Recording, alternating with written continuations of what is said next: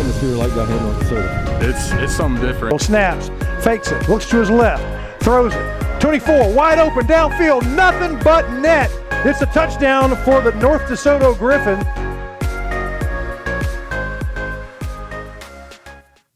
All right, Coach Dunn, back again for one more Griffin Plus episode. Coach, it was a heck of a year. Amazing run. Unbelievable run. 13-1. Senior class 46-8 over 4 years. According to local sports writers, Roy Lang, he said it's the best public school run in a 4-year period in Northwest Louisiana history. DeSoto Parish, Caddo Bossier, and Minden, the whole Northwest Louisiana area. Best 4-year run ever by a public school. It's pretty crazy. You've got the pleasure of coaching, a lot of good classes. Brock Berlin's class was a special one too, right? Where does this class stack up in your all-time list, you think? Of course, each group is special in its own way. And, I go back 40 years, and I've been coaching longer than you are old, yeah. Tyler. So been doing it a long time. But the reason I guess I continue to do it is because whether it was 40 years ago or yesterday, they still call me coach. And there's a very special calling for a guy to be a coach, because it is a calling. It's not a job. It's not a 9 to 5. It's 24/7, 365 if you're called to it, because the hours and hours and hours that you spend with these young men, and it makes each group very special. However, this group, this senior class, was something special because of who the leaders were and everything that they mean to this community, mean to this school, mean to this locker room and these coaches. It truly, it sounds cliche, but it truly is a family. And those boys were brothers, are brothers. They love each other. And they've been playing together since they were, I think Luke said it, second grade. He said, I've been doing kindergarten. This. Yeah, been doing this since kindergarten, and every time I've played a game, I've had ND on my chest. So that means something to these guys. So I don't know if I could rank it. I just know that, if you said, okay, is it a top 5? Oh, 100%, of the senior classes that I've had the opportunity to be associated with, no doubt. Coach, as a young coach, you always get told like certain cliches, and one that was always stuck out to me was like your culture. If your coach brings the culture and he defines the culture, your team's going to be okay. But when things are really special, it's when the players buy into the culture and they lead the locker room and they lead the culture. And to me, this is the first time that I was able to see it, that the seniors and that the leaders truly did. They had the same vision as the coaching staff, and they bought into the culture. Yeah. Good teams are coach-led. There you go, yeah. Great teams are player-led teams. And this was there were some, over the last 7 years since I've been here, there's been some guys that saw it, that got it, and individuals in each class that would get it, even in those early days. I'll think about, Alex, mm-hmm. One of my first guys here, he got it, and but this group as a whole got it, and it was a player-led team. Yeah, Alex Roberts, if people people want to know what Alex. Alex Roberts was a great leader in his own right, but he was one of just a few in those early days when I first got here, and but now, I mean, you look up and you got a team full of leaders. Yep. I wish that we'd have done a podcast or done something like this back when Alex was in school, back when B.T. McMillan, Lake Bates, Connor Roberts, Caleb Carter. I could go on and on about kids that helped shape the program to they were Corbin Cross. I mean, you could just keep going forever and ever. Yeah, on and on about guys who just Gage Caskey. And, you could sit here and list guys. Cole Corey. Yeah. Yeah. You could just list guys on and on and on of guys who were the epitome of this thing. Coach, not to bring up sore subject, but the game, hard-fought game, punches thrown on both sides, and I genuinely believe if we get the ball back right there that we score, we go for 2, and we're bringing the big trophy back. But it just wasn't in the cards. What were your overall thoughts? Yeah, I never thought we were going to lose the game at any point in the game, even down there when they're punting, we're fixing to go win this thing. I never doubted in my mind for 1 second that North Dakota was going to win the football game.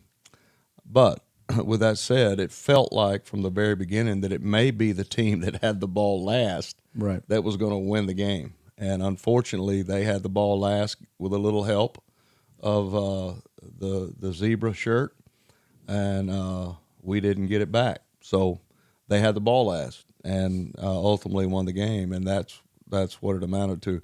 I don't want to say that was the one call or one play never is the whole story of a game. We did not play well enough to win the football game. I mean, they beat us at the line of scrimmage too much for us to in any way take anything away from Iowa. They absolutely had a good plan. They were a good team. 2 13-0 teams coming in there and fighting tooth and nail for 4 quarters. It was one of the best games, I think, probably of the 8 games there. Some really good games, but ours was very exciting from start to finish. A nail biter the whole way. I don't think anybody ever sat down. I think people were standing up the entire time. But two teams that were very well coached, very talented in many areas, and they had some great players, and they were really good up front in the offensive line. And they pushed us around, and we're able to rush the football for 400 yards rushing. So I think the only team that didn't win with 400 yards rushing was Mangum. I think Mangum had 400 yards rushing, and Haynesville had 2 defensive touchdowns to beat Mangum. But anyway, hats off to Iowa, Coach Johns and his staff. We faced them 3 times now. We've beaten them 2 out of 3 times, and anytime you play a team that you're familiar with, and then it gives you a little bit of an advantage in preparing, because you know what they're going to do. And I think they had a really good idea about what we were going to do on both sides of the football, and they came in with a really good plan and won the game. Yep, absolutely. They're a great program, great coaching staff, and they had some dudes. Number 2, number 3, 21, 67, 4. There's a reason that D1 schools want those guys in the locker room. Yeah, and those 2 defensive ends were as good as we played against all year. I mean, they were. It was a very, very well coached, very disciplined, and there was a reason they were 13-0 coming into the game, and they got their money's worth from us too. I mean, they never relaxed in thinking that the game was done, because they never stopped us either. So I think it was going to be a matter of who had the ball last, and unfortunately they had it. Absolutely. So, Coach, moving on this week, just for people wondering, the sun came up and a new Griffin football year has started, just like that, right? Yeah. We're right back into the locker room, in the weight room, and if anybody is more prepared or just, I don't think anybody's more excited than Coach Dunn to get the next year. Me and Coach Morrison were talking about it. Like we're in our 30s. Coach, like you said, has been coaching for 40 years. You were fired up to get back in the weight room and to talk personnel. We love our job. Needless to say, that's fun. It's It's a fun part of the year too, even after a loss. Well, I just know that there's no rest for the weary. If you want to stay, when you create a monster, you got to feed the monster. You can't let the monster, you can't let the monster not eat. Yep. So the way you eat is keep preparing and keep going. And I told the team last year about the goal rush. That during the goal rush there was a man that went to California during the gold rush and was going to strike gold, and he dug and dug and dug and dug and dug and dug, and then finally got so tired of digging that he quit. And there was a person that came in and started digging behind him and dug 6 more inches and struck gold. If that guy would have just kept digging, he would have struck gold. And I told the guys the story. I told them that story last year during the off season, and maybe we're just an inch away. Last year maybe we were 6 inches away, and we kept digging and kept digging. We got there. Maybe I told this group, hey, we could be an inch away. We got to keep digging, and really got a fun group coming back. 20. I think we counted 28 seniors to be in there this morning. So. Yeah. What happens when you get a program going is people say, well, North Dakota's got to rebuild. The names and faces change, but the foundation and the culture doesn't change. Tradition does not graduate. And we got a bunch of guys that have waited their turn, that are hungry to go put that jersey on and make their own mark, and that's what's fun to me. My favorite time of the year is the off season. I mean, I love games. I love the preparation. I love, playing on Friday night. Nothing like Friday Night Lights, but where you build team and where you build culture is from January till August, when nobody's watching, nobody's in the stands, and that's where you build your team. So, anyway, I don't know what I would do if I retired or got out. I still love what I do. I still feel good. I still work out more than any of you young guys do. So it's true. Who knows? We'll see. Coach, I'm looking forward to it. I enjoy the personnel meetings and just talking about who could play where and who's coming up. I don't know why. I do know why. It's just because I love it. We're called to do it, and it's fun. Coach, 2 more questions. What has you've instilled all this in these boys and coached them and taught them life lessons through the years. What is one thing that this senior class has taught you? They've taught me the value of never quitting, the value of being resilient and facing adversity and overcoming adversity. And this team over and over and over again this year faced it head on and overcame every time. And I told them, I said, look, guys, the mark of your team was the fact that you overcame adversity. The other day, we ended with some adversity. We didn't win the game. But I said, here's what I know after watching you. You're going to overcome this. Your head's going to be up. Your chest is going to be out. And you're going to say, this stings a little bit, but, a week or so, 2 weeks, a month down the road, we look back, we're going to smile because this happened. We got to do this, and we got to be a part of something that no other North Dakota team has ever been a part of, really, being to the Dome twice. Yeah.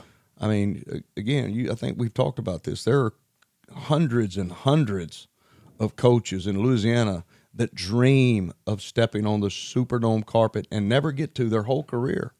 Players, thousands of young men who play this game throughout the state of Louisiana who never get to step on the Superdome carpet. These guys did it twice. Mm-hmm.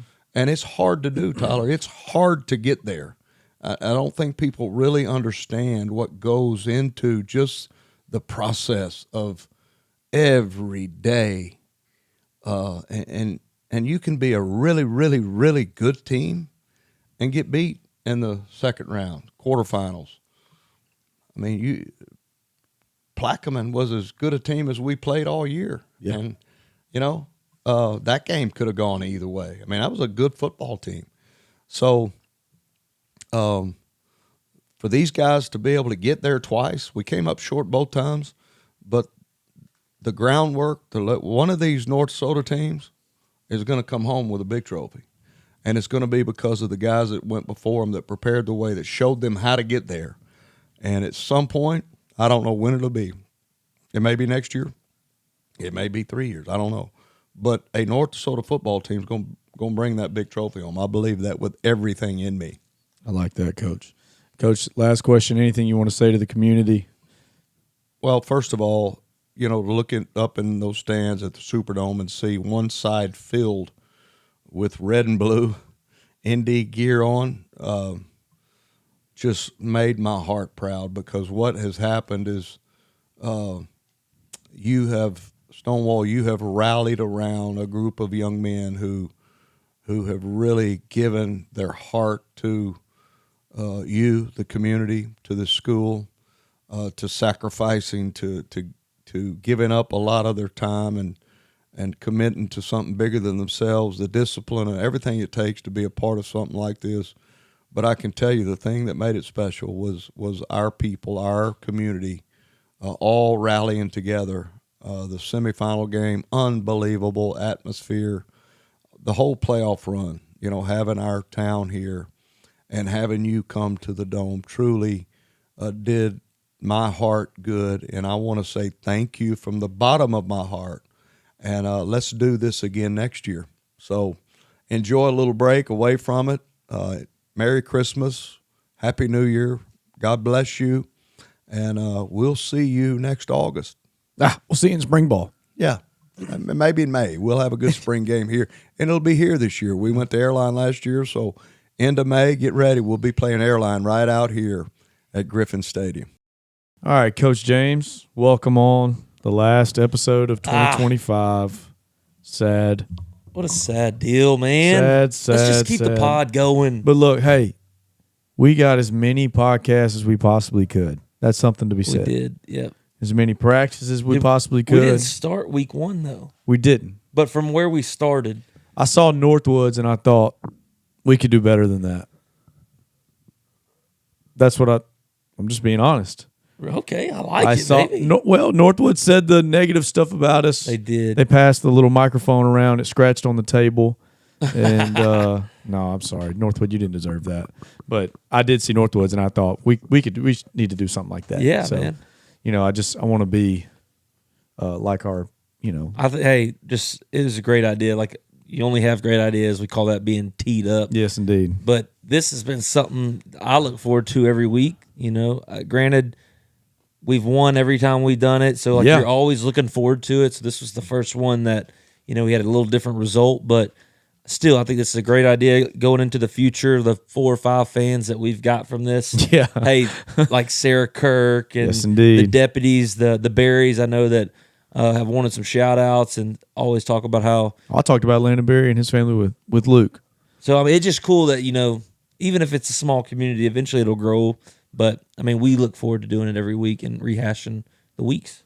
Yeah, and giving our kids some praise and that they 100% deserve, because not all the time does Shreveport Times and does Mr. Roy Lang and all them, they don't get to hit on the guys that will never make the article, possibly like the Brady Floyds or Zaire Young, may never score a billion touchdowns, but had a great block in the state championship game. Shout out Zaire on a little outside zone to the left. He had a great block, and that's the reason Ladden scored, was able to cut it in there.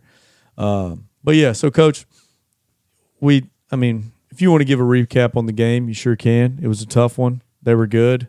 Yeah. You hate it. At the end of the day, you do tip your cap and you shake their hand. They played a very, very good football game. Going into it, we heard their coach talk about how the last 2 times that they've met up with us, they felt like they weren't as aggressive. Got them to some 4th downs that, in minus territory, and they end up going for it. Like, where if you find a way to get a stop there, it's the difference in the ball game. So you tip your hat to the game plan. I feel like we pride ourselves on stopping the run, and we just simply didn't do that. You know, I don't think it was just that they were that much better than us. If you say, I don't think we played our best game, but you know, it's bound to happen. You have a perfect season. All the lights are on you. You might miss a tackle here, but that doesn't take away from anything else that we've done this season.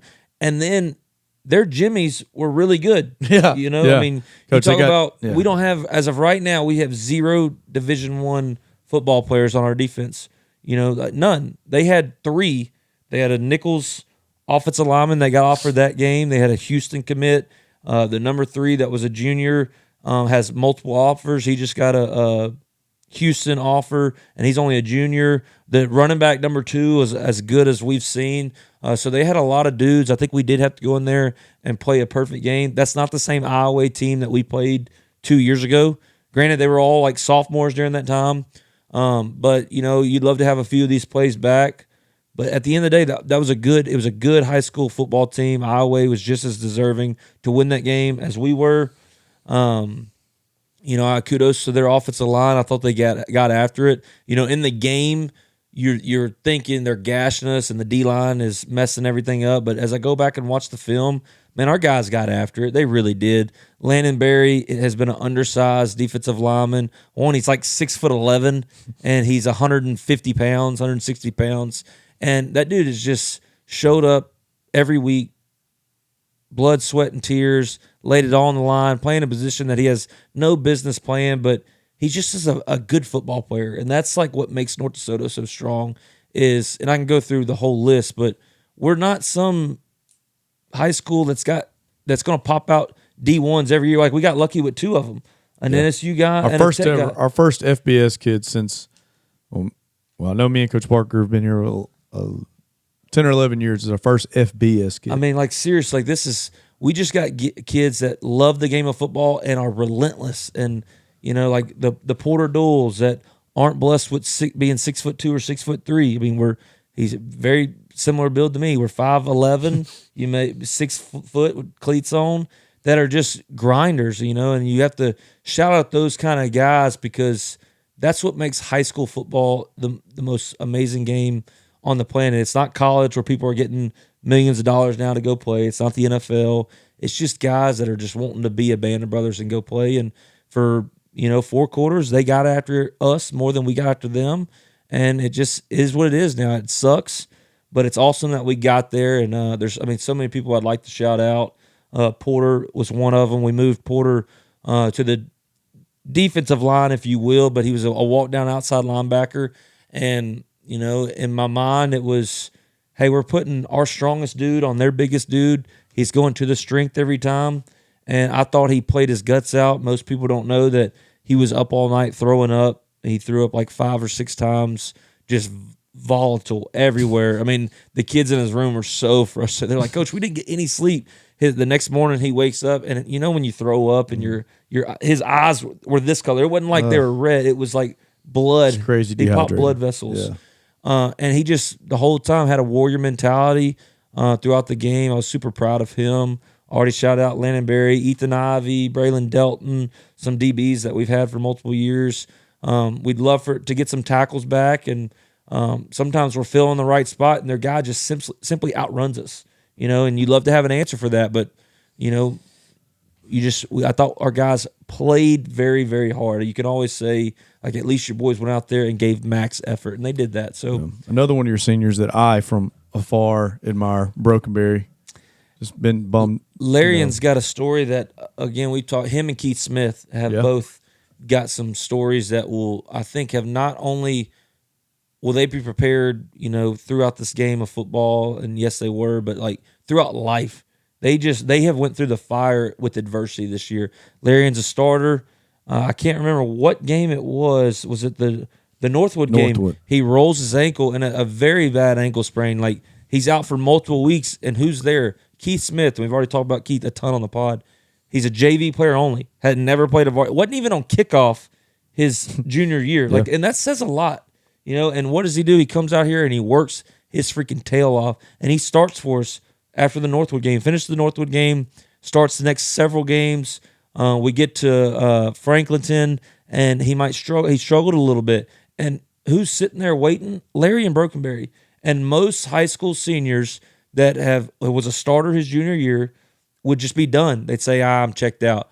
But he continued to show up. He rehabbed the ankle for multiple weeks. He got back in the weight room. When he got time to practice, he practiced. And it's the old saying of he made his reps count. He didn't count his reps.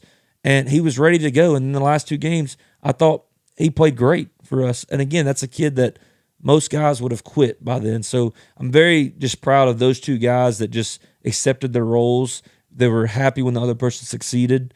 But, I mean, I just couldn't say anything better about this group of guys. Like, we're not the most athletic defense that you're going to see. It just is what it is. We don't have 4 or 5 guys that just are going to lock your butt down and play man covered. We don't have that. We got some smart football players that have a relentless attitude and that fly around on the football. And just for 1 game, we didn't get the job done. So, again, you tip your cap to Iowa there, but that does not take away anything else from these kids. They made it to the Superdome. That was their goal, was to get there. And once you get there, it's anybody's game. Absolutely. Anything can happen in the Dome, and you coach high school boys. Yep. Like, anything can happen. They played their hearts out. I definitely agree. And I'm shaking my head. You said you didn't play your best game, and not to say that we didn't either. Offense, we made mistakes as well. And ours are, evident. It's like, Luke said too earlier, and gosh, I just love Luke. But I don't know how I'll order this when I put it out, but Luke says, I asked him about playing quarterback at North DeSoto, and he said, you get all the praise when it goes well, and, when it doesn't, it ultimately falls on you. And, man, it's just tough. You hear a high school kid say that. These high school kids, some of them wear their emotions on their sleeves and whatnot. But even through the heartache or the mistakes or how well they don't think they play, stuff like that, man, do I love these kids. And I know you feel the same way about yours. And, I got another thing to say about the Superdome, but, real quick on that, it's me and my brother kind of talk about it sometimes, and, we do this for our job. I mean, what a great job we have. It's wild. We get to compete every day. It's a game. We build a new set of kids, young men, and we're trying to have, obviously we want them to be great young men. We want them to be successful in life.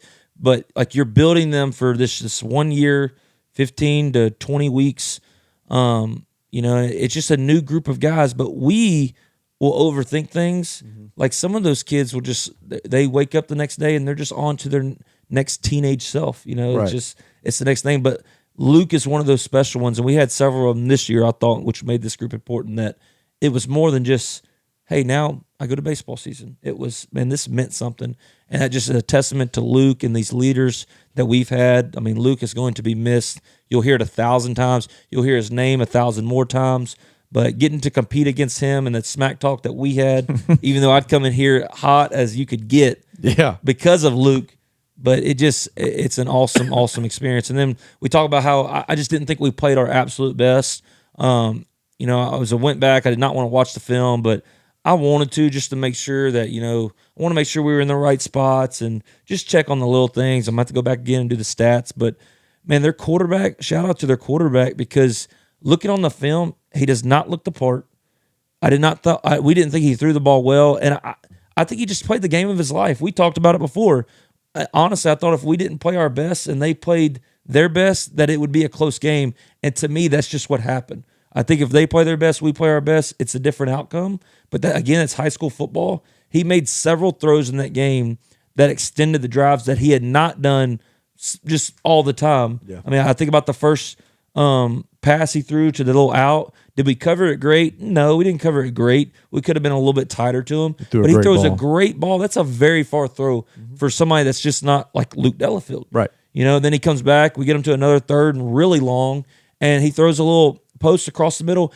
Anybody that knows football, we had 6 dudes just surrounding the football, and he just manages to go to their Division I Houston commit. Throws it in the perfect. Addison is his full extension. All he's got to do is just tip a lace, and that's the difference in the ball game. Everything that could have went right for them. And it's high school football, and it stinks. It stings, but it is what it is now. Yeah. Now, with all that being said, how fired up are you for next year? I want to go coach right now. Yeah. Especially after this conversation. Yeah. We talked yesterday, which is just crazy. Like, we're a bunch of psychos, but we're putting up the shoulder pads and helmets, and we're already trying to think about who's going to play what next year, who may move positions, 8th graders coming in, who's going to help us, because that always seems to happen that we get one or two that help us. I am still excited. And nobody more excited than Dennis Dunn. Yeah, people are saying like the Dennis Dunn retirement, he's been doing it so long. I've never met a coach of any age as fired up as that guy is. Yeah. And again, I think it feeds off to us. I needed my 2 to 3 days of sulking and feeling sorry for myself. Not texting us back in the group chat. Yeah. And I'm telling you, there was nobody that saw a darker hour than myself.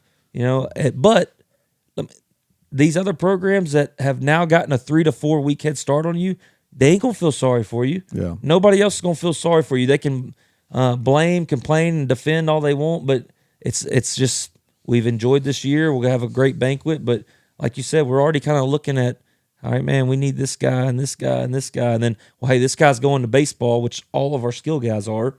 Like we got to make sure that we're doing something with them, and it's just again, it's why this is the greatest job on earth. Yeah, it is awesome. And you know what's like we are blessed. We're blessed we got to do the show for 4 or 5 more weeks because some people's season was over back in November. Yep. I mean, it blows your mind. It could have been done over Thanksgiving break. It could have been done the next week.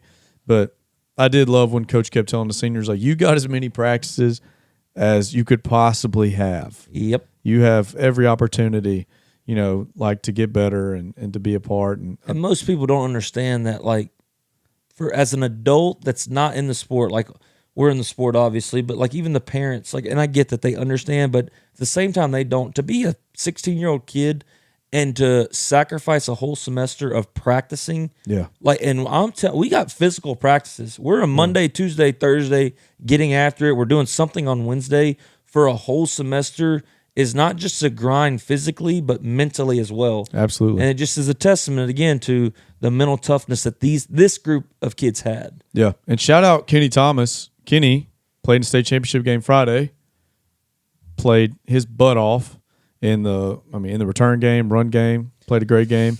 And then on Monday is in classes at Louisiana Tech University. That's wild. And then has football practice at 5:55. That's crazy. Yeah. And he will dress in the Independence Bowl, by the way. I don't think he can play technically, but he'll be at number 24, so we all need to I know be we there. don't have any Kenny Thomases like on our basketball team, but right now. But I want to shout out Braylon Moore, Kyron Mosley. Braylon played in the game, a significant amount of reps. I mean, every rep of offense. Hey, had a basketball game last night. That's 10 crazy. points, 8 rebounds. Come on. Hey, basketball coach right here. Fouled out, had like 4 fouls, like a minute into the second quarter. We had to bench him until the third. Fouled out like 2 minutes into the third quarter. Kyron Mosley, I think we start a pod of basketball. Let's do it. Let's do something special. Kyron Mosley, 21 points, 17 rebounds. First game. Dang. We lost, but they tried hard. You're a stat vulture. Yes. At the end, we were just like, hey, feed Kyron. Oh, my gosh. Coach, last thing, you have anything you want to say to the community? Man, we thank y'all so much. Again, none of this would be possible without you guys and girls. We want to thank the sponsors of just the normal football team. Y'all give a lot, money, time. We thank the quarterback club so much, just everything that y'all have done. We know we had a new turnover with Chris Corey leaving, Patrick Denny stepped up, but just never missed the beat. We thank y'all so much. Fans, whenever it was home games, it meant something. We turned this program into a fun, small, collegiate level facility, atmosphere. So thank y'all so much. Be proud of these boys. I'm so proud of the senior class. They will be remembered forever. I mean, this group will be talked about. How the 22 team got talked about, Yep. This group will be talked about forever. So they left a legacy that needs to be remembered. So I look forward to the banquet. It's going to be fun. But just, again, thank y'all so much for what y'all have done and what y'all will continue to do for the next few years. I guess we'll see you in the spring. We're going to crank this back up in the spring. We have to. Do a little spring Unless ball we do podcast. a basketball one, the people want to see it. Yeah. Basketball, baseball, softball, golf. Maybe you do like a one every 3 weeks recap. Yeah. I don't know. But it's been really fun. It was a Tyler Warren idea here. Somebody make a Griffin Plus class that I can teach. I'm in. You're all right. Well, Coach James is in. What else? I'll take it. No, please don't take it. Please don't take it. All right, guys. Coach James. It was our third dap up. Here we go. Till next time. Coach Parker. Last episode of Griffin Plus 2025. Ever? Oh, 2025. Sad. Thought you were retiring. Yeah, gotcha. Might be. Rumor mill. We lose one time. Yeah, we lose one time, and I'm retiring. I'm out of here. Yeah. Gosh, we lose one time. All right, moving on. Yeah. Let's go ahead and give you a recap, Coach. What'd you think about the offense, the guys' efforts? Yeah, I mean, one thing about playing in the Superdome is you get a really good live stream. It kind of reminds me of, when we play West Monroe or when we play Center. One thing I was proud of looking back at that is how fast the guys played. Wildly fast. Yeah, like especially early in the game, the part that, I don't know if a lot of people know this or not, but we kind of have a plan going into the game of what we're going to do, and we rep it all week, especially early in a game. And I thought they played really, really fast. And that was the game plan, was to try to wear them down early, kind of like we've done to everybody all year.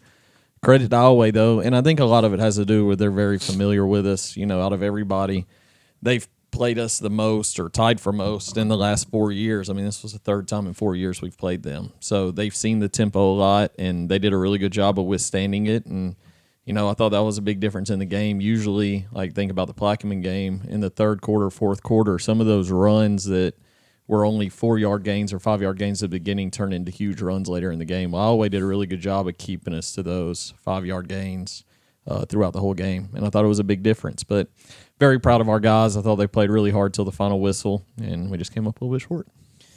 Yeah, it was a war, and guys, played well. I was proud of our seniors' efforts up front. O-line doesn't get talked about a whole lot, but Brady Floyd, Mason Guillory, Grant Murray, Nate Dubrock, are some of the best.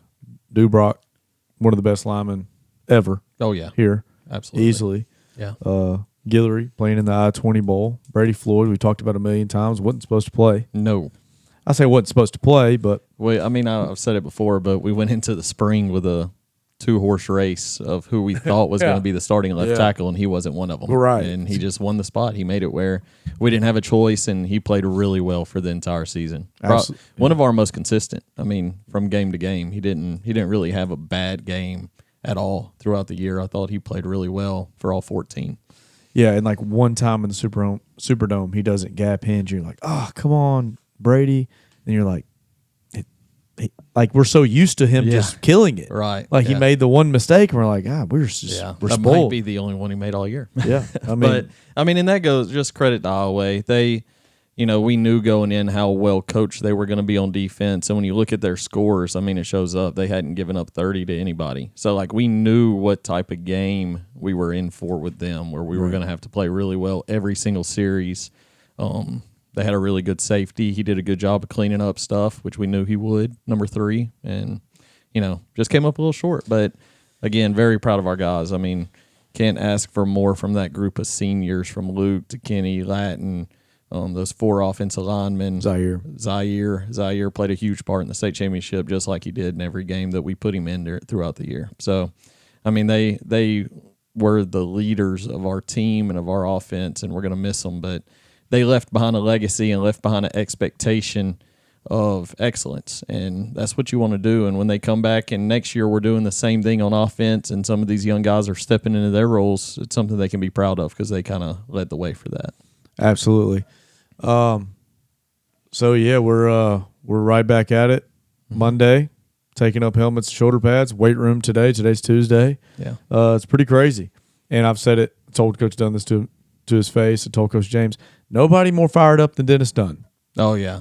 That's and somebody asked me the other day, being, this is year 40, whatever it is for him. He doesn't even know what year it is. He always debates on whether it's year 43 or 44 or whatever. Him and his wife have differing opinions on what year it is. But can you tell any difference from when he first got here? This will be year 7 at North DeSoto. Is that right? I think that's right. 7 or 8. I think it's year 7. And absolutely not. If anything, he's more fired up, and his energy. I mean, out of the whole coaching staff, he may have the most energy, which I don't know if that's a bad thing for us or I think really it's a great bad thing. He even poked at us. He said, "I'm still working out, unlike these guys." Yeah, just called me out right here. He's got the most energy on the entire coaching staff, which I mean, that's what you want from your leader, and that's why we talk about our coaching staff. Myself, you, Coach Morrison, Coach James, Coach Young. I mean, all these guys, Coach Madison, Coach Odom, like all these guys that have been here for as long as we have. And it's because we have a leader like Coach Dunn who every day shows up and exemplifies what it's like to be an amazing football coach, an amazing leader, even more so than a football coach. It's the way he leads these guys between intense listening talks or post-practice, post-game talks. I mean, there's nothing like it. And that's why our staff has stayed for as long as it have, and the continuity we have is because we're all, I don't want to say smart enough because I don't think we're just the smartest guys ever, but we do know what else is out there. And like from talking to other people, listening to them talk about their head coaches and stuff, and there's no one like Coach Dunn. And it would take, an act of God for them to pull one of us away from this place because we know what we have here and who we work for, and it doesn't get any better. Dang right. Yep. I'll second that. Couldn't have said it any better. So, Coach, these seniors are moving on. I already said it. Kenny Thomas is at Louisiana Tech right now, going to dress the Independence Bowl. They may move on to their other sports and then eventually graduating. But what is one thing – I didn't even tell you I was going to ask this. Sorry. Here we go. What's one thing that this senior class has, taught you, that you've gained from this class? The number one thing, thinking about Luke and Kenny in particular, we had an opportunity the week we played Plaquemine that Coach Burton's kid who goes to a different school I was talking to Coach Burton. He was talking about how much his kid looks up to Kenny Thomas. And he said, do you mind if I bring him out there? Are y'all practicing today? Will y'all be out there still at 4 o'clock or 4:30 or whatever time he asked me? I said, oh, yeah, absolutely. He was like, my kid, who's a 6th grader, absolutely adores Kenny. And I was like, yeah, bring him out there. I think it'd be awesome for Kenny to see too. And just seeing the way Kenny, we pulled him aside during a special teams period he wasn't in and just gave him an opportunity to talk to that kid. And seeing that kid light up and wanting to take pictures with him. And I think Kenny signed something for him and all this stuff. And then, Luke, after every game, I mean, he's got a million kids, coaches' kids, kids of just community members or whoever coming up to him, and how they always took the time to talk to those kids and spend a little time with them after they just got done competing. And, it's just so much more than just our football team. The way they were able to get those kids and make them feel like they were the most important people in the world. Yeah. And, especially you don't get high school kids like that very often. They're too worried about making their TikToks or their highlight videos or whatever it is. And they're out there instead of, dancing or making videos or making fun of the other team on TikTok or whatever it is, they're spending their 30 minutes after a game hugging kids, taking pictures with them. So that stuff, I'm going to miss that. But, we have so many kids that are like that. They're not the only two. That's just the two that kind of stood out. Yeah, no. We don't – and it's not just this class. Right. We have some great kids on this team, juniors, sophomores, freshmen. We've talked about them all. I just got done – my boy Empson did some stuff for me. We talked about that. He's the real MVP here. Yeah. Maybe the best, freshman helper guy in the history of the program. I did ask him today. I said, Empson – you've only got a week left of doing this stuff. And then you're technically not a freshman in the program anymore. These 8th graders are coming over. Yeah. He's going to have to teach somebody everything he did because I don't know what all he did. I don't know either. I just know he was working from the time we got out of school till the game started. Yeah. So he's going to have to take one of them under his wing, and that's going to be their guy. Yeah, and I asked him, I said, Empson, do you think there's going to be anybody next year that could help us? And he was like, he named a couple names. I think he was thinking I was talking about actually play for us. No, buddy, we'll figure that crap out later. We need actual help. Yeah, okay? You graduating from freshman to sophomore may be the biggest loss of them all. The biggest losses are Luke, Kenny, Logan Empson. Yeah, no, but seriously, we have all those. Yeah. We have a ton of good kids. We have such a great job that we all enjoy coming to, and I know everybody probably gets tired of us hearing that, but we say it because it's true. Yeah, and we say it because we've been a part of other programs that. I've been a part of great programs and great teams, but I mean, legit, none like place this. is absolutely the most special. And, like I worked at only one other school, but like I said a second ago, talking about Coach Dunn, like we talk to enough people and hear stories and have friends in the coaching world that we're not dumb to the fact that this place is absolutely the most special. And there's been articles, throughout the year written about it, just talking about the Stonewall community and a Friday night in Griffin Stadium. I think Roy Lang wrote a great one about it. Jimmy Watson's written about it. I mean, I think, everybody has really seen that's been in Griffin Stadium on a Friday night, seen the type of atmosphere it has. And not only just talking about the fireworks and stuff, just the family community that North DeSoto and Stonewall really is. Absolutely. Yeah. Last thing, Coach, anything you'd like to say to the community? No, I mean, just thank you. I think, you really feel the support in a year like this when you go to the Superdome and you get to see everybody in NOLA and, all the people that came out to help load trunks or help us load up the blow up to take with us to NOLA and all that stuff. But it's every year. I mean, we've two of the last 4 years we've gotten to go to NOLA and really see all that. But I mean, the chain crew, the people that help us do the film stuff, Chris Gray, that's somebody we haven't talked about on the podcast before, but right. Chris Gray has helped us film for the last 2 years, and it has been such a relief, and he just does it because he loves it, and he loves being around us coaches and being around the kids and stuff like that, and it's such a relief after practice. I don't have to come in here and get an SD card and put the film up on Huddle. It's up on Huddle before we even get inside from practice. Yeah.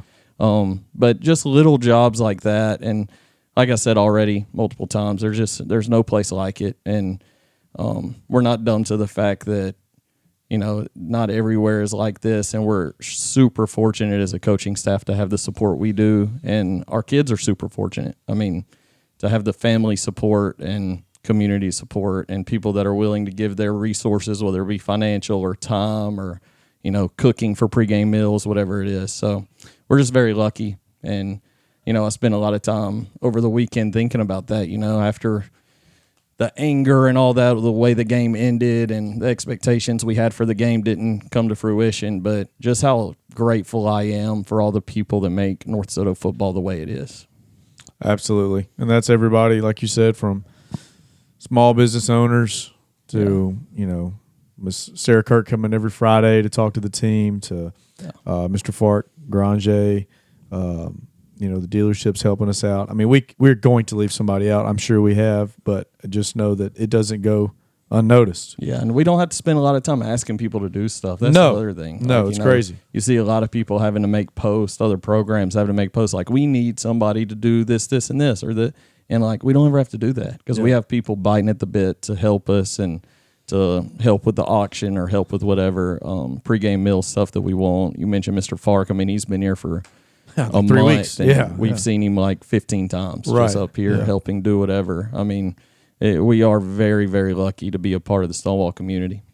Absolutely. Last thing, I'm super appreciative of y'all listening and watching the podcast. I don't know why, but I just enjoy doing this and asking all the questions and listening to these guys. But we appreciate the listens, the views, the text messages, and the comments and stuff. It means a lot. We just want to be here and hype up your boys in this community because we love it so much. Absolutely. All right. Till next year. We welcome, for the first time ever, to the Griffin Plus podcast, the man, the myth, the legend, Luke Delafield. Luke, welcome. Yeah, thanks for having me. I've been asking about it for a while, so I'm glad you finally let me come on. Yeah, you've begged to do this, and the plan was to do it after season, I think, and maybe to get more players on in the future. I think that'd be pretty fun. But I don't think me and Coach Dunn and Coach Parker and Coach James are bad. No, heck no. Yeah. It's very entertaining. I watch it every week. Stop. Or listen to it, I guess. You don't mean it. I do. So I just asked you some questions. This is Tuesday after a tough loss on Friday, but not just shoving it aside, but we'd like to talk about maybe the 4-year career. You're 46-8, you in the senior class, so lots of high notes.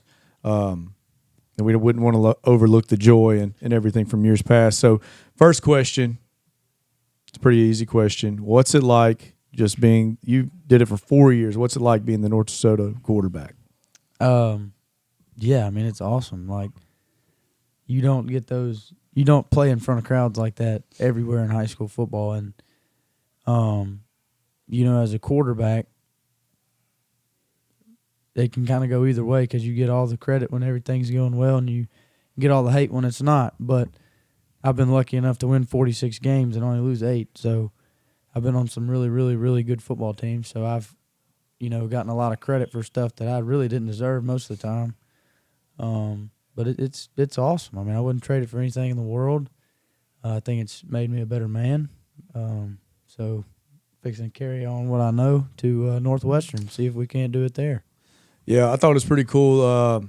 For those that don't know, it's wild that Coach Dunn has this tradition, but he's been to the state championship enough that he has a tradition of what he does when he takes his team to New Orleans, which is crazy. He's been 12 times. So the night before the state championship, he allows the seniors to talk. And it's always – we did it at walk-ons, and it was emotional your freshman year. I can remember those seniors, and it was emotional this year. And you went last, and I think one of the things you said was like, which I agree and disagree. You're going to have some special moments in Northwestern, but nothing beats being on the field after a win at Griffin Stadium. 100%. Touch on that, what you talked about. Yeah, I mean, I've watched Northwestern play football games, and after the game, maybe some parents will come down to the sidelines and snap a quick picture or something. But you finish a game on Friday night here, dude. You got business owners, you got insurance agents, you have next door neighbors, teachers.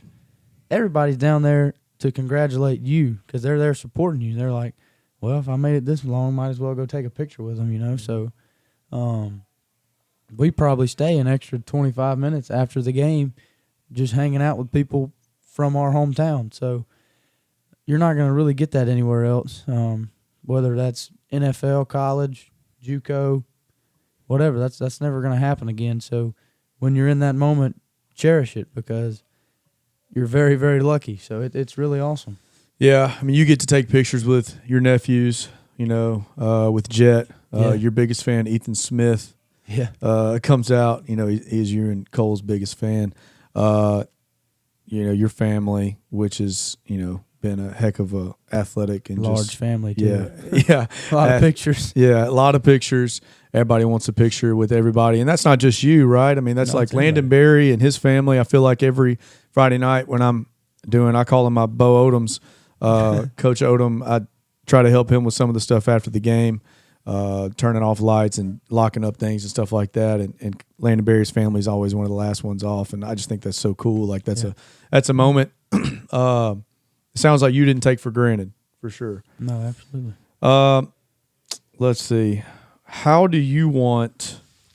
No, I'm gonna save that one. Here we go. Okay. When was the moment you knew this team this year was going to be a special? I mean, arguably. I would say the best team in North Dakota history. Yeah, I would agree for sure. Man, there was a lot of good moments, but one that really stands out, we jumped up 17 on West Monroe. They came back and hit us with a massive right hook, but we wore it on the chin. We were down 28-17 at halftime, and we go back out there, and they didn't score, and we ended up beating them 39-28. So, when you're able to do that, on the road at a powerhouse like West Monroe, you kind of start thinking, okay, yeah, we're pretty dang good. We might be okay. Yeah, we're not bad. And then for them to turn around the next week and beat Catholic, then beat Ash, you're kind of sitting back. You're like, dude, we're good. Yeah, yeah. That was pretty awesome. And so, I mean, you've played football here forever. What year did you start playing in North Dakota? I was in kindergarten. Yeah, kindergarten. First time I ever played football was here. Yeah. And so you played in kindergarten, and you play with these guys forever, right? Kenny shows up in sixth grade. Yeah, sixth grade, yeah. Yeah, you've always had a Braylon Latin. Yep. Guillory shows up in middle school. So you guys have gone through, the highs and lows together, don't you think? Oh, yeah. I mean, those guys have been through, every football game I've ever played. They've been with me. They've been through 2 sets of braces with me. Big old big buck tooth Luke. They remember that guy. I remember that guy. Yeah. So, I mean, they've been with me forever. Yeah. I know all their families well, and that's another thing that you don't get anywhere else. I mean, when you go to college, you're just now meeting the guys, and you're knowing them as a grown adult. You're not knowing them as, 8-year-old kids playing football in the backyard, coming up here on Friday nights to watch the football games and hanging out with your buddies, who then you become the football players on Friday night with those guys. So it's just pretty awesome. So you talked about coming and watching Friday Night Football in Griffin Stadium as a kid. Who were some of the players that you looked up to and got to watch when you were a kid? Oh, dude, Aubrey Scott. Yeah. Oh my goodness, dude, he was so fun to watch. Yep. And I was a little kid. I mean, dude, it was crazy. I thought he was Superman when I was little because He was. My mom was a teacher, and so I'd be going to her class and I'd see Aubrey and I'd be like, oh my goodness. And now he's a coach at Logan Sport, and I've got to see him again since then. I'm like, dude, I remember you being like 8 foot tall. Like, you're just a normal sized guy that was insanely fast and really, really good at football. Yeah. He's one that stands out for sure. There were several really, really good athletes though. I think it is Tim Henderson. Yeah. Receiver. No, I think he was like a safety or something. He was tall, like real tall. He's number 88. Played defense. Might have been before my time. Yeah. There were several good ones. Delmonte Hall. Yeah, I saw him in New Orleans. He's a large human. Yeah. I was like, dude, how are you so fast? I don't remember him being that big, but he is every bit of 6'3". Yeah. And I was like, dude, you were fast as crap, and you are huge. Scored 8 touchdowns in one game. Yeah, that's impressive. I don't know if that record will ever get touched. No, that's crazy. That's a lot of touchdowns. That's crazy. Yeah. All right. Best game at home, but maybe best atmosphere, or I don't care. Maybe your best individually. Okay. Well, the most fun I ever had playing at home, because the best game, best atmosphere, there's probably 5 of those I can name that you're just like, man, there was thousands of people there. But the most fun for me, I think, because it was the first time I ever got to experience it, was my freshman year, having a home playoff game against Cecilia here. There's just something different when you throw a touchdown in the playoffs. Yeah. I mean, there's more people there. There's more on the line.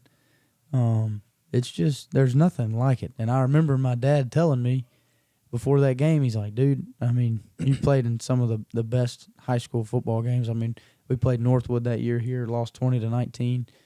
But he's like, when you throw your first touchdown in a playoff game, there's nothing like it. And he couldn't have been any more right. Right. I threw that first touchdown, and I was just fired up. So that was a really fun game. Obviously, Loyola this year was fun. 2 8-0 teams.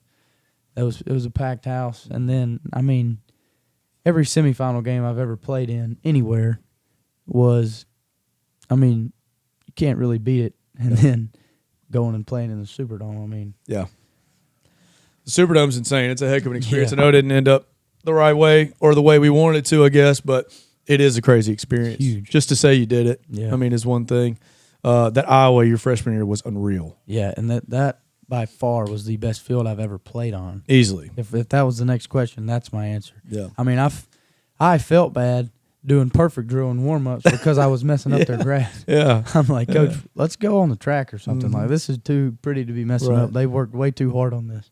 Yeah. I remember saying the same thing. The receivers were doing like hitches, like, doing their pregame stuff. And I was like, this just doesn't feel right. Yeah. This doesn't feel It's right. messing up. Incredible. And still an incredible field. Like if you watch it online, Yeah. we obviously watched a little Iowa film last week. Just a little bit. Yeah, their grass is it's incredible. But yeah, what do you expect? One of the greatest or one of the best programs in the state. Next question: How do you think football? You said you played it since kindergarten. How do you think football in this community has shaped you into Luke Delafield today? Oh, goodness. I mean, football, you learn so many lessons from football that you wouldn't learn anywhere else, really. You learn how to work hard, how to hold yourself and others accountable, which is a big deal in today's day and age. And then, when you tell somebody you're going to do something, doing it. You have to do that on the football field. Like, hey, I'm going to cover this guy. Or, hey, if you get open, I'm going to throw you the ball. that's a big deal. I mean, a lot of people nowadays will tell you they're going to do something and they don't do it. But football has taught me that that's a big deal, being a man of your word. And this community has just taught me how to love people. Really, truly, and honestly. Love your neighbors. Treat everybody with respect, because everybody in this community does that. And when you love everybody, you have a lot of people that have your back when you go through tough times, and they don't judge you when you make mistakes and stuff like that. So, yeah, football has taught me life lessons that I'll teach my children one day. Yeah, I think you're 100% right. And Coach Parker and I, and other coaches on staff, getting to watch you grow up, and this whole class grow up as young men. What I would like for people to know is this class wasn't always just like the best. No. Like, even like your 7th and 8th grade year, there were kids that played significant, time when you were in middle school and probably as youth that don't even play anymore. Yeah, they're not. Yeah. Yeah. So, and I think either you said it or maybe Zaire said it in walk-ons the night before. Like, he told the underclassmen to stick it out. He said we look around and there's seniors in here. The seniors that were in walk-ons, they had stuck it out. And there were ones that didn't. They were at home or for whatever reason. I'm not knocking them by any means, but this team was shaped into what we have today 100%. Because of y'all's hard work and, like what you say, the accountability of it. Absolutely. Because in middle school you struggled some. Yeah. Everybody did, right? Absolutely. It was your first time playing against another class and, not youth ball or whatever. And then as a freshman, you're going to struggle. You were the only freshman that played in this class. And so to see those guys wait their turn, like, I think is just, I don't know, this class was special. I could talk about it all day. So with that being said, favorite teammate memory? Oh, my goodness. I've told this before. This is just one that comes to the top of my head. We were playing in the Superdome my freshman year, and it was me, Drake Wadsworth, our punter at the time, Cole Corey, and Sam Odom all in a room. Ugh. That was a wild dream. But so, we're sitting there. It's the night before the game. We played on a Saturday, I believe, and we're just sitting there. I look over at the clock. It's 12:30. I'm like, it's not good. I try to lay back down and go to sleep. Look back, it's 1:15. I'm like, this ain't good, boys. And then finally Cole just sits up and he goes, guys, I can't go to sleep. Y'all want to get some food? And we're like, oh, my God. Absolutely. And so Drake gets his mom's card and makes a DoorDash order. Well, we're like, surely our parents are sleeping. Well, they're out all on Bourbon Street. Oh, my gosh. So his mom gets like a notification that we've spent like $60. Uh-huh. And she's like, what in the world? This is like 1 a.m. Uh-huh. Calls Drake. Drake, what are y'all doing? Just yelling at him. And we're all in the background just giggling. And finally I look at Drake and I whisper in his ear, I'm like, Drake, just tell her we're making memories we'll never forget. He dropped that one-liner. And instantly she's like, well, okay, you're right. Yeah, what's $60? Yeah, you're right. You'll never get this moment back. And we're like, okay.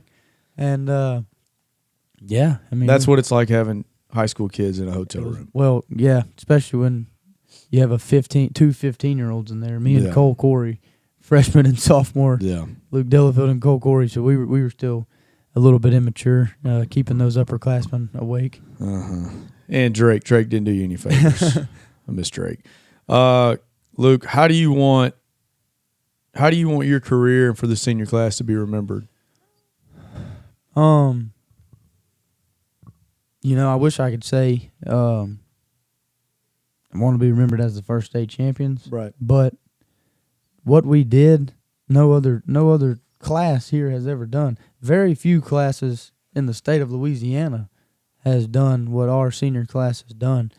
And I just want to be remembered for leaving the place better than we found it, for starting a championship program. Because I know we're not technically state champions, but this program is a championship program. And I truly believe that started my freshman year, and we built it to where it is now. And that we're not just a 4-year run team. That's not going to end with my class. That's not going to end with me, Kenny, Porter. That's not going to end with us. That's going to continue to happen. So North DeSoto is going to be, a championship contender for years to come. So I think,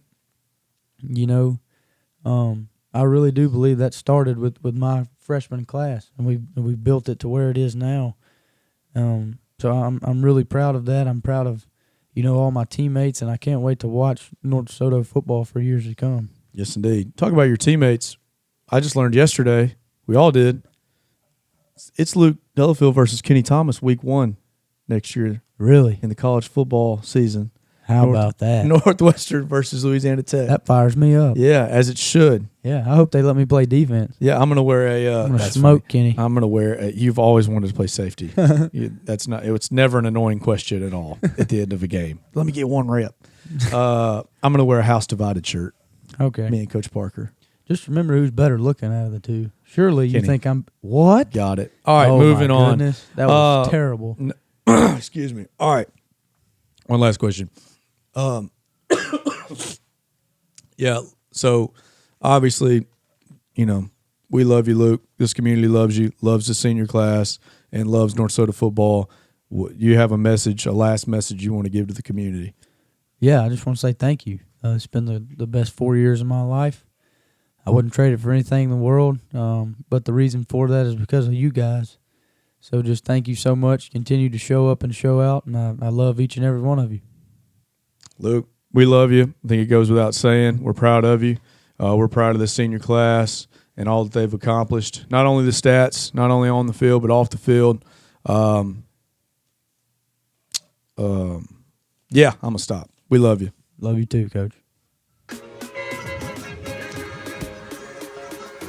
Looks for number 7. Beautiful pass. He was triple covered.